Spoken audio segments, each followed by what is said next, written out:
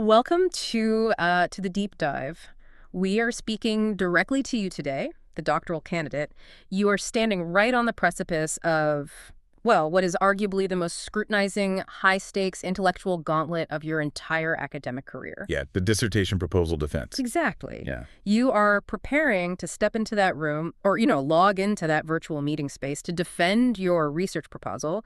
The committee is waiting. Your chair is waiting. They have your documents in hand. And let's be honest, their job right now is to find the cracks in your foundation. Right. And we are here to make sure they absolutely can't. We have an intensive, highly strategic session planned for you today. It's specifically engineered to act as your war room preparation. We've completely digested the stack of materials you provided. We went through your Section 1 foundation document with the problem statement and the lit review. We read through your Section 2 methodology and project design.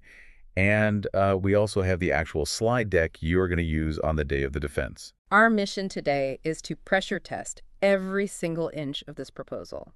We are extracting the core arguments and anticipating those tough committee questions. The focus today is entirely on what you need to know, both intellectually and strategically, to command that defense. Your research proposal is titled Calling and Capacity, a study of turnover, performance, and the moderating role of leadership support in U.S. faith-based nonprofit SMEs. I mean, that title alone sets an incredibly ambitious scope. It really does. Oh. You are attempting to quantify human burnout, organizational performance, and relational leadership dynamics within a highly specific and honestly a notoriously underdocumented sector of the American workforce. Yeah, and we are not just going to recite your paper back to you. You obviously already know what you wrote. Right, you wrote it. Instead, we are going to look at your methodology, your variables, and your theoretical framework directly through the eyes of a skeptical committee member. We will anticipate the incoming attacks on your design. We'll construct your defensive arguments and ensure you understand the mechanical why behind every single statistical choice you've made. Absolutely. You need to walk into that defense with total structural confidence. Okay, let's unpack this by starting at the very beginning, the problem space and the unique organizational context you have carved out. Let's dig into it. You are looking at the high turnover and reduced performance that is currently severely impacting U.S. faith-based nonprofit small to medium enterprises, which, for the sake of sanity, we will just refer to as SMEs from here on out. Good call. Now, any committee member is going to look at this and immediately demand a justification for the niche. They will lean back and ask why you are putting a microscope on such a specific cross-section of the nonprofit world. And your armor for this question is buried right in the data you cited in your foundation section. You need to hit the committee immediately with the sheer scale of the blind spot in the current literature. Exactly. We are talking about national estimates indicating there are roughly 650,000 to 700,000 religious or faith-based nonprofit organizations in the United States alone. Which is a staggering portion of the third sector. It's massive. Yeah. And yet, the empirical research consistently glosses over the small to medium variants of these organizations. Right. So when the committee asks why you aren't looking at the nonprofit sector universally, your counter is that pooling massive, heavily funded organizations with, say, 15-person grassroots operations fundamentally corrupts the data. You have to paint a picture of the structural reality of an SME for them. Think about a massive organization. It operates with a deep, formalized human resources infrastructure. Standardized feedback protocols, union protections in some cases. Exactly. Dedicated conflict resolution pathways, rigid job descriptions. A faith-based SME, by contrast, operates almost entirely on relational continuity and internal cohesion. They just don't have that administrative capacity. They don't. Therefore, the survival of the organization depends on the sheer willpower and the flexibility of the staff. Let's visualize that for the defense room. If I'm on your committee and I push you on this, a great way to articulate the difference is to use a structural analogy. I love analogies for this. Think of a massive corporate nonprofit, like a national charity or a massive university hospital, as a giant ocean liner. It has a massive, deep keel. That keel represents its formal HR infrastructure, its multi-million-dollar endowments, its standardized protocols. Right. So when the economic waters get rough or there's some internal conflict, that massive ship stays relatively stable because the structural keel holds it upright. Exactly.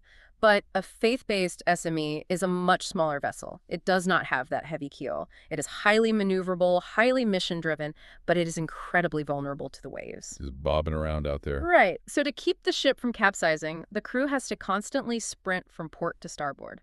They are taking on extra roles, plugging hulls, and doing 100 things that were never ever in their official job descriptions. And that concept of taking on extra roles is formalized in your literature review as organizational citizenship behaviors. Yes, exactly. The research you heavily feature explains that nonprofit organizations commonly rely on these flexible role arrangements just to maintain basic service continuity amidst, totally unpredictable funding. Employees are balancing program delivery, administrative coordination, and relational responsibilities all at the exact same time. The crew is quite literally holding the mast up themselves, which leads to a critical mock defense scenario you need to be ready for.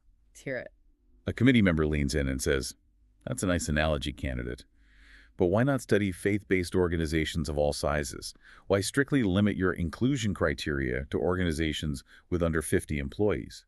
Wouldn't a broader sample give you more statistical power?" Ooh, that's a classic trap. I would answer that by pointing out that statistical power means absolutely nothing if the underlying data pool is fundamentally contaminated by a structural mismatch. If you blend a 500-employee megachurch or a massive international religious relief agency into the same data pool as a local 12-person community food pantry, the statistical reality of the SME experience gets completely washed out. Because the large organization has distinct functional boundaries. Exactly. The 12-person pantry relies on the dyadic relationship between the employee and the director as the absolute linchpin of survival. You isolate the SME environment because that is the specific ecosystem where the lack of formal structure makes the leadership dynamic the literal only thing keeping the employee from quitting. Which brings us to a really brilliant part of your problem statement. What's fascinating here is how you leverage the concept of calling in your problem statement. Your literature review reveals a brutal paradox that you absolutely must articulate clearly to the committee. Yes, the calling paradox. We normally assume that high mission alignment, feeling a divine or a moral calling to the work, is a protective, positive trait. Like it gives you extra energy or resilience? Exactly. But in the resource-constrained environment of an SME, that exact same calling becomes the catalyst for accelerated burnout. Because the employee believes so deeply in the mission, taking on massive extra role contributions becomes an implicit, unavoidable expectation. They can't say no. They literally can't say no. The calling becomes the very mechanism that drains the capacity. You are quantifying the dark side of vocational passion here. The calling becomes the mechanism that drains the capacity. That phrasing right there is the conceptual anchor of your entire dissertation. Use that exact phrasing in your defense. It proves to the committee that you are not just a technician running a survey. You possess a deep, qualitative understanding of the human workforce you are studying. And that human element specifically, how a worker survives that intense drain on their capacity, transitions us perfectly into part 2, the theoretical framework. Right. You have selected Grain and Olbin's 1995 Leader-Member Exchange Theory, or LMX. The selection of LMX is highly strategic. But let's be clear, it is also a potential minefield in a defense room if you do not define it with extreme precision. The committee is going to test your fluency here. Absolutely. In faith-based organizations, the literature often defaults to servant leadership, or maybe transformational leadership. A committee member might ask, given the religious context, why didn't you use servant leadership theory? Wouldn't that be more culturally aligned with your population? You cannot stumble here. You must explain that servant leadership describes a general leadership posture. It's a philosophical orientation of the leader toward the whole organization. Right. LMX, conversely, is a dyadic relational exchange. We really need to pause and highlight that word, dyadic. It is the password to passing this entire section of the defense. Write it down. Circle it. Dyadic means you are analyzing the specific, isolated two-way street between one individual leader and one individual member. LMX explicitly rejects the idea of an average leadership style.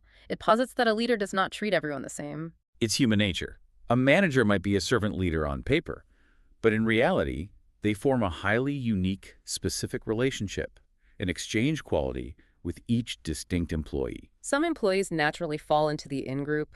They experience high-quality exchanges defined by deep trust, emotional support, and mutual obligation. And other employees end up in the out-group, where the relationship is strictly transactional. It is limited entirely to the basic employment contract. To defend LMX effectively, you have to connect it back to the SME context we just established. Think about it. In a 500-person organization, if you have a terrible relationship with your direct supervisor, you might still survive. You have HR policies, union rules, or departmental transfer options to protect you. But in a 15-person faith-based nonprofit, there is no HR department to transfer you to. The supervisor-employee exchange is the only formal organizational structure you interact with on a daily basis. Therefore, the quality of that specific relationship dictates how the employee interprets role ambiguity, how they process the emotional exhaustion of their calling, and ultimately, whether they trigger turnover intention. LMX provides the precise relational framework necessary to measure leadership support, not as some vague organizational culture, but as a granular, interpersonal transaction. All right, let's play devil's advocate again. I am a committee member, and I look at you and say, all right, candidate, LMX makes sense conceptually. But how does this theory actually operate the machinery of your specific statistical model? You have these 5 variables. Where does LMX sit in the engine? We connect this to the bigger picture. LMX theory is the bridge between the structural pathology of the organization and the psychological outcome of the employee. The bridge. Your model identifies emotional exhaustion as the driver pushing people toward turnover intention. LMX theory provides the theoretical justification for your moderator. It posits that a high-quality dyadic exchange acts as a protective psychological resource. Right. If an employee is completely emotionally exhausted, but they have a high LMX relationship, meaning their leader truly understands their specific stress, recognizes their extra role sacrifices, and provides targeted emotional or practical cover, that relationship buffers the exhaustion. The high-quality exchange literally weakens the causal chain between feeling burnt out and actually drafting a resignation letter. By grounding your mitigating variables strictly in LMX, you translate leadership support from an abstract feel-good concept into a highly measurable moderational force. That is how you synthesize theory and methodology in real time. You demonstrate to them that your theory isn't just a box you checked for the lit review requirement. It is the actual architectural blueprint of your statistical model. Which brings us right to the threshold of Part 3, methodological alignment. Oh, committees love to attack methodology. They do, because it is objective. If your philosophy of science is misaligned with your data collection, the entire dissertation just collapses. So let's start with the bedrock.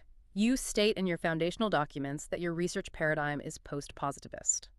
The committee is going to expect you to defend the specific ontology and epistemology of post-positivism without sounding like you were just quoting a research textbook from memory. Let's break down your defense for this. Ontology asks, what is the nature of reality? Your stance is realist. Which means you assert that a single, tangible, objective reality exists regarding turnover and organizational performance in these faith-based SMEs. The financial reality of the organization and the physical departure of an employee who quits are not merely fluid social constructs. They are concrete, measurable facts. However, your epistemology, which asks, how can we know that reality is modified objectivist? This is your most critical armor against methodological critiques. Yes, the modified objectivist stance is your absolute shield when the committee inevitably attacks the limitations of self-reported survey data. Pure positivism claims we can measure the universe perfectly. Post-positivism acknowledges that human measurement is inherently flawed. When you send out a survey, you know that respondents have bad days, they have personal biases, they might slightly misinterpret a survey question. Absolute perfect objectivity in social science is basically impossible. Therefore, your defense is that your knowledge is provisional. You are not claiming your survey captures absolute universal truth. You are claiming it probabilistically approximates the objective reality within a mathematically acceptable margin of error. Explaining that nuance shows immense scholarly maturity. Now, moving from your paradigm to your actual design, you have chosen a fixed design. Here is a guaranteed mock defense question. A committee member looks at you and says, candidate, these are faith-based organizations dealing with highly complex emotional realities like calling, burnout, and relational leadership. Why on earth didn't you use a flexible, qualitative design? Why not interview 20 people and get the rich, lived experiences of these workers? Or at least a mixed methods design? You cannot simply say, because I prefer statistics. Definitely don't say that. You have to dismantle the qualitative alternative by anchoring your fixed design directly to your epistemology and your specific research questions. You tell the committee that a fixed design requires establishing the procedures, the variables, and the specific instruments entirely in advance of any data collection. You point out that this pre-specification is the exact mechanism that minimizes researcher bias. You politely acknowledge the premise of their question. You state that qualitative, flexible designs provide incredible descriptive richness, and they are vital for exploring the nuances of lived experiences. Validate their point, but then firmly pivot to the limitations of qualitative work for your specific mission. Flexible designs cannot offer the statistical control, the generalizability, or the probabilistic inference necessary to answer questions about the magnitude and direction of relationships between variables across a massive national population. You cannot measure the precise moderating effect of a variable on a slope using an interview transcript. It just doesn't work. And a mixed methods design, while seemingly offering the best of both worlds, would massively dilute the focus of systematically testing this highly specific, integrated five-variable quantitative model. You're building a structural equation, not writing a narrative history. Exactly. And once you have defended the fixed design, you have to defend the specific, non-experimental, quantitative correlational method you selected. Again, they will push you to justify this by process of elimination. Why not an experimental design? Why not descriptive? Why not causal comparative? You have to knock each of these down systematically. Let's start with experimental. The defense against an experimental or quasi-experimental design is primarily ethical and, honestly, highly practical. You remind the committee that true experimental designs require the active manipulation of independent variables. Right. In an organizational setting, it is blatantly unethical, not to mention physically impossible, to intentionally manipulate employee emotional exhaustion. You can't just assign one group of SME workers a toxic leader and another group a supportive leader just to measure who quits first. I mean, the IRB would laugh you out of the room. Manipulation is completely off the table. Therefore, a non-experimental approach is the only viable path. That makes perfect sense. The ethical barrier automatically rules out experimentation. So, what about the other non-experimental options? Why not just describe what's happening? You address the descriptive design by pointing out its inherent limitations. While you do utilize a descriptive approach slightly for your very first research question, just to establish baseline prevalence, a purely descriptive study stops at portraying characteristics. It might tell you that 40% of workers are exhausted, but it cannot explore the relationships, the predictive pathways, or test the associations between the variables. And since the entire core of your model is about how these variables interact, descriptive alone is vastly insufficient. Then we arrive at causal comparative, or ex post facto design. I can easily see a committee member saying, well, why not find a group of people who already quit, find a group of people who stayed, and compare their previous leadership support levels to find the cause. Your defense against the causal comparative approach is twofold. First, your conceptual model is not focused on comparing distinct, artificially separated groups. Like Group A who quit versus Group B who stayed. Right. Your focus is on understanding the continual dynamic relationships among continuous variables across the entire spectrum of the active workforce. And second, causal comparative designs are notoriously vulnerable to confounding variables that simply cannot be controlled after the fact. Attempting to divide your sample into multiple distinct categorical groups would shatter your statistical power. It would demand an impractically massive sample size to achieve any real generalizability. Therefore, the correlational method is not just a choice you made. It is the precise, optimal tool required to measure these variables as they naturally associate in the wild, which perfectly aligns with your post-positivist mandate. That is how you control a ream. You do not just defend your choice, you demonstrate the structural inadequacy of every single alternative. Okay, let's move into part 4. Unpacking the variables, instruments, and hypotheses. This is where we look at the specific tools you are bringing to the excavation site. You have 5 variables. Let's list them.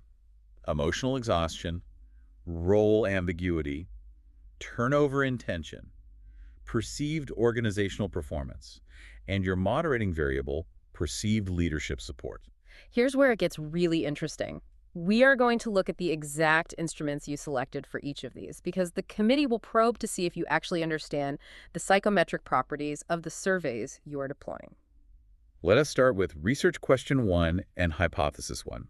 This is your foundational descriptive question.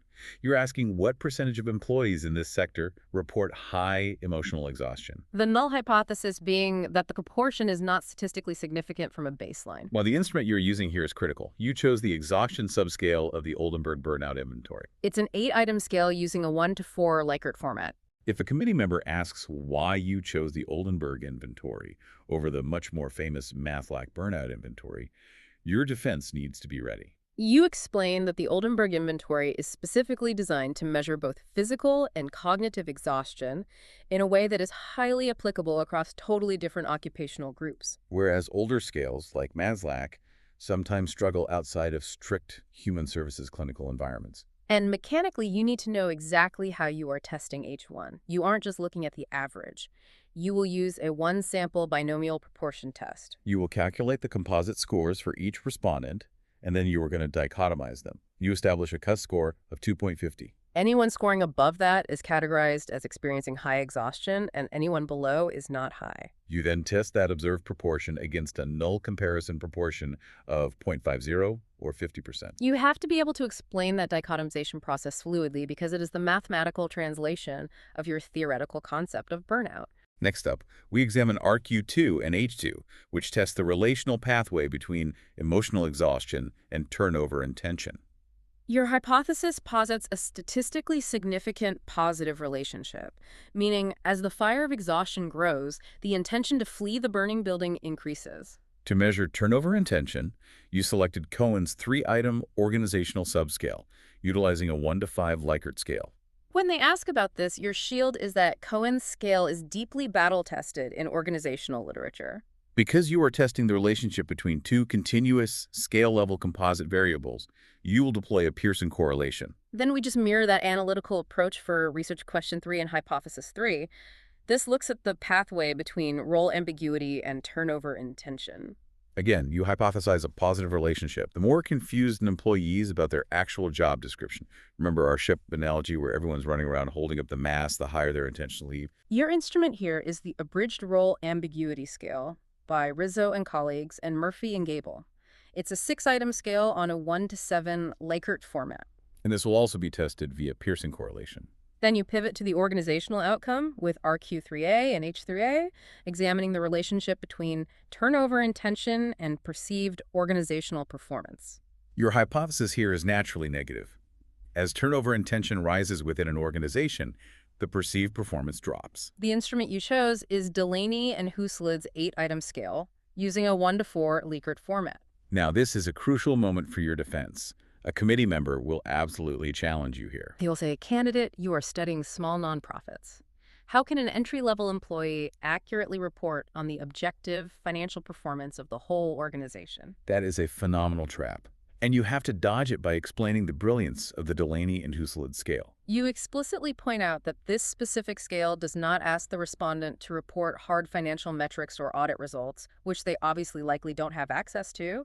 Instead, the scale asks respondents to evaluate their organization's performance relative to other organizations that do the exact same work. It measures relative perceived performance. In the absence of standardized cross-sector financial data for hundreds of isolated SMEs, this relative perception is the most psychometrically valid way to operationalize organizational performance from the employee's vantage point. Exactly. Which brings us to the analytical peak of your study. Research question 4 and hypothesis 4, the moderation. Does perceived leadership support PLS moderate the relationship between emotional exhaustion and turnover and tension? You are measuring PLS using Grain and Albion's LMX7 scale. It is a 7-item instrument. And importantly, it uses a unique 5-category anchored response format, not a standard agree-disagree Likert scale. It asks specific relational questions. Because you are testing for moderation, your Pearson correlations are no longer sufficient. You are going to use hierarchical multiple regression. Let's visualize hierarchical multiple regression for the defense room. Think of emotional exhaustion as a fire and turnover and tension as the house burning down. Your moderator, perceived leadership support, is the sprinkler system. I love that. You aren't just testing if the fire burns the house down. In a hierarchical regression, you build the model in steps. First, you put in the fire and the house to see the baseline damage. Then, in the next step, you introduce the sprinkler system.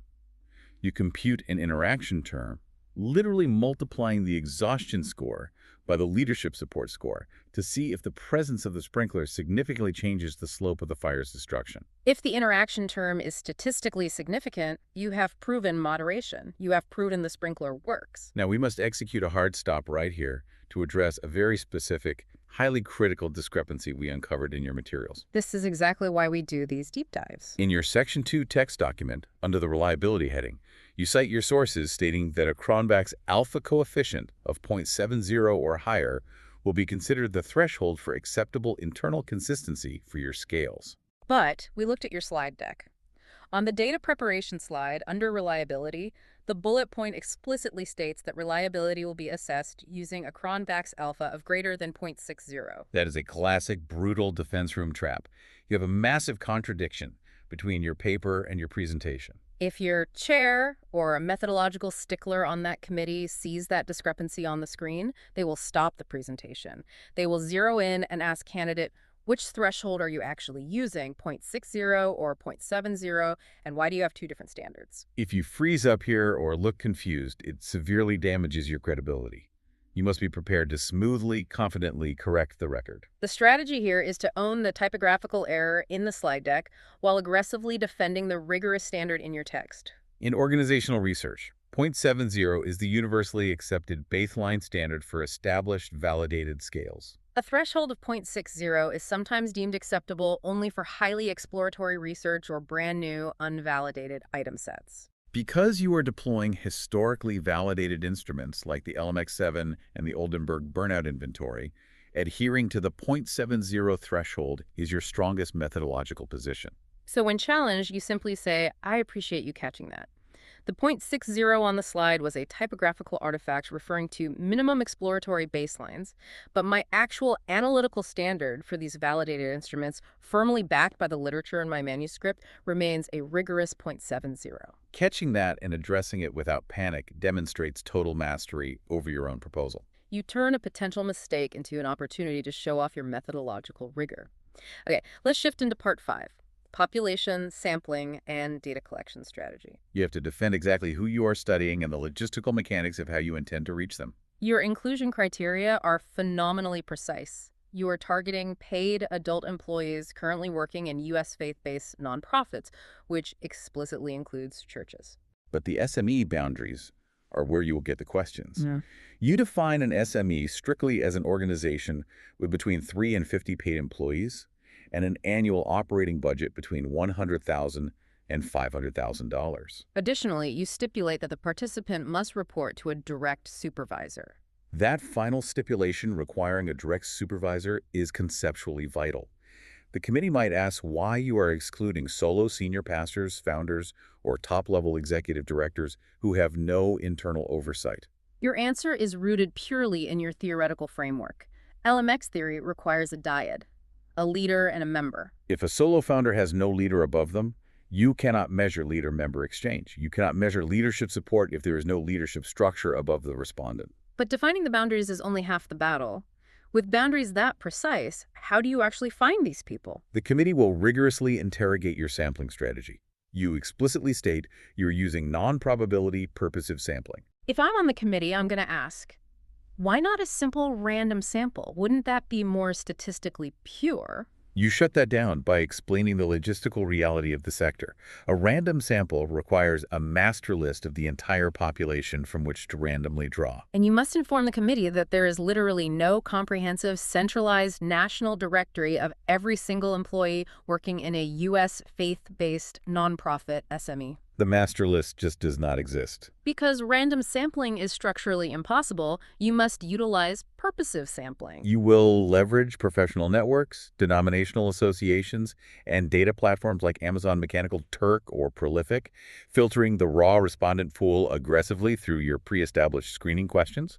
And regarding the sample size, you have established a highly defensible target. You state a minimum requirement of 384 completed verified responses. You must be able to walk the committee through the math of that number. It is not arbitrary at all. It is derived directly from Cochrane's 1977 sample size estimation formula for proportions in survey research, specifically designed for large or indeterminate populations. You explained that you utilized a 95% confidence level, which corresponds to a z-score of 1.96.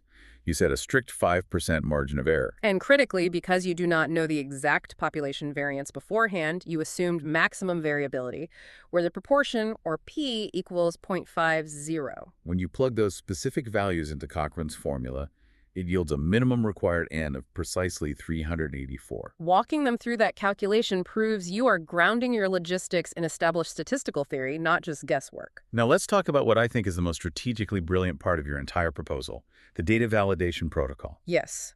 You are relying on self-reported survey data. This means a respondent is checking a box saying, yes, my organization has a budget between 100K and 500K. The massive risk here, which the committee will absolutely point out, is response bias. An entry-level employee might not actually know their organization's operating budget. Or someone taking a survey on a platform might just lie to get the participation fee. If your data pool is full of people who actually work at 500-person megachurches, but claim they work at an SME, your entire hierarchical regression is compromised. You have built a dual-path validation system to ensure data integrity, and you need to highlight this as a major methodological strength during the defense. Indeed, this validation protocol is the armor protecting your dataset. Path A applies to standard 501c3 nonprofits. For these respondents, you will cross-reference the organizational characteristics they provide with publicly available IRS Form 990 filings. You will specifically look for the National Taxonomy of Exempt Entities, or NTE, codes, isolating the religious-related category X. This provides an objective, external documentary check against the subjective, self-reported survey data. It proves the organization exists and fits the size parameters. But the committee will immediately counter with the church exemption. Churches and certain religious orders are officially exempt by the IRS from filing Form 990s. If you only use Path A, you have to throw out every single church employee, which completely decimates your faith-based population. How do you verify them? That is exactly where your Path B comes in. For churches, you will verify their organizational status using an employer identification number, an EIN, combined with alternate objective documentation.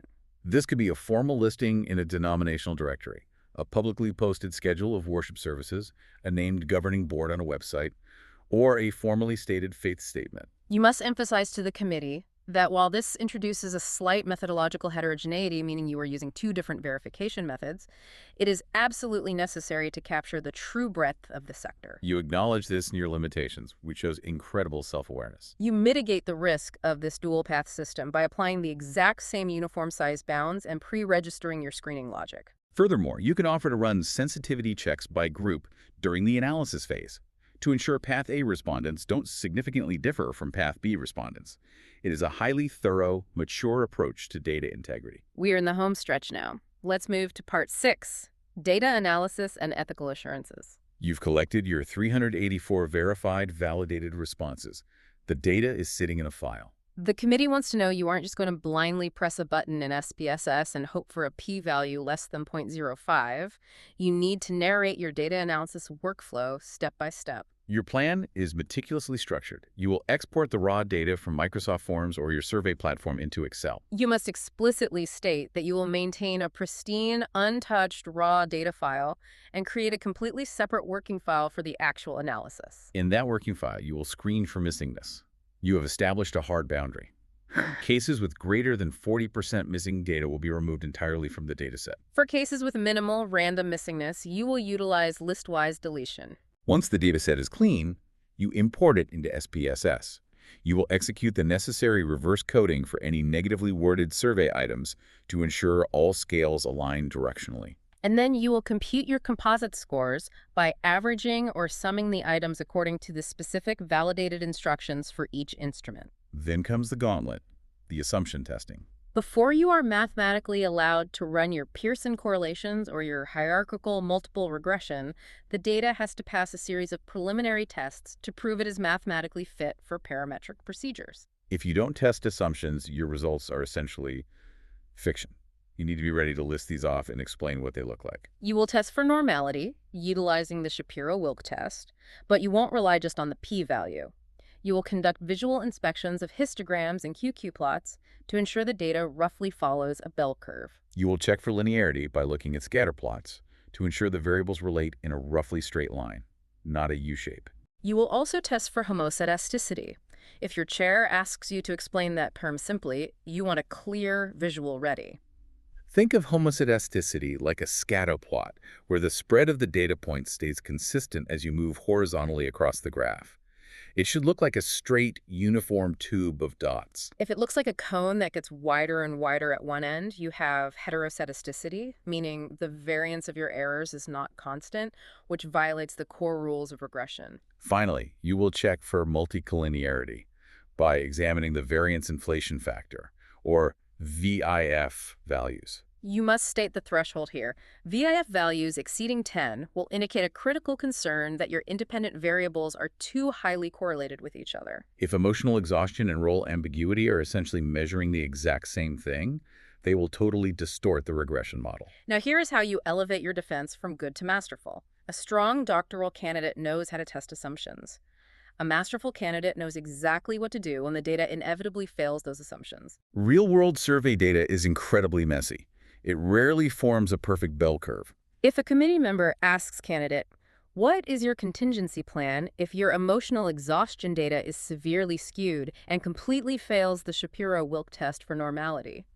You do not panic. You have the answer ready.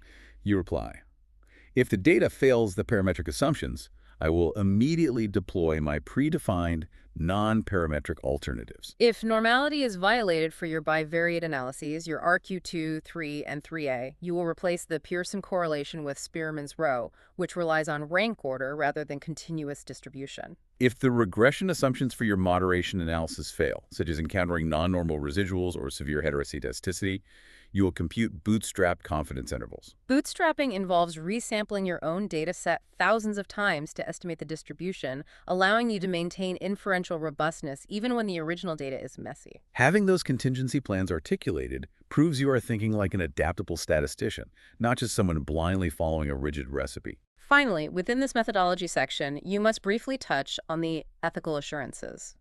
The potential for response bias and fear of workplace retaliation is astronomically high when you are asking vulnerable employees about their intention to quit and the quality of their leadership. Therefore, your survey methodology is completely anonymous. No names, no email addresses, no IP addresses, and no specific organizational identifiers will be collected. Furthermore, to prevent any perceived power imbalances or coercion, you have explicitly stated in your IRB application that you will not recruit any participants from your own employing organization. And as a final ethical and methodological boundary, and this is incredibly vital for keeping the study objective in a religious context, you must remind the committee that while faith-based organizations involve highly varied theological and political orientations, your methodology strictly filters those out. You are not measuring theology, you are measuring organizational mechanics. Your delimitation explicitly states that influences like denominational tradition or specific religious beliefs fall entirely outside the scope of the study. You are impartially evaluating the structural and relational realities of the workplace, remaining perfectly focused on the variables at hand. So what does this all mean? We have spent this time digging through the absolute depths of your methodology, from ontology to LMX theory to Cochrane's formula to SPSS contingency plans. When you get to the final slide of your defense presentation, what is the ultimate value of the thousands of words you have written? The ultimate value is that your dissertation does not just describe a tragedy. It seeks to empirically validate a solution. Thousands of small, faith-based nonprofits are actively bleeding talent because they rely on the passion of their staff to cover the structural lack of capacity. Your study is poised to move leadership support from a vague, inspirational seminar topic into a mathematically measured moderating force. It provides the empirical statistical evidence needed to prove that in the absence of an HR department, the quality of the individual leader-member exchange is the primary bulwark against organizational collapse. You are quantifying the exact point where leadership stops burnout.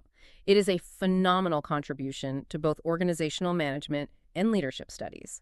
And as you prepare to organize your notes and walk into that defense room, we want to leave you with a final provocative thought. something that builds on your methodology but pushes the implications of your work into the future. Consider the scenario. If your hierarchical multiple regression eventually proves that high perceived leadership support can almost entirely neutralize the turnover in tensions caused by severe emotional exhaustion, does that fundamentally rewrite the job description of a nonprofit SME leader? Think about it.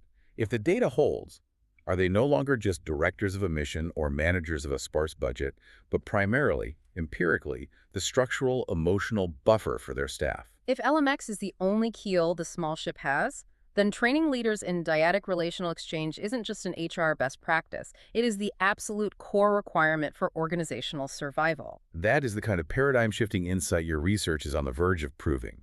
Think about the weight of that as you finalize your preparation. You are not just defending an academic paper to your committee. You are defending a potential lifeline for thousands of struggling organizations and exhausted workers. You know your variables inside and out. You understand the structural architecture of your theory. You have the statistical contingency plans ready. You are fully prepared to answer any questions they throw your way. We wish you the absolute best of luck in your defense. You've got this.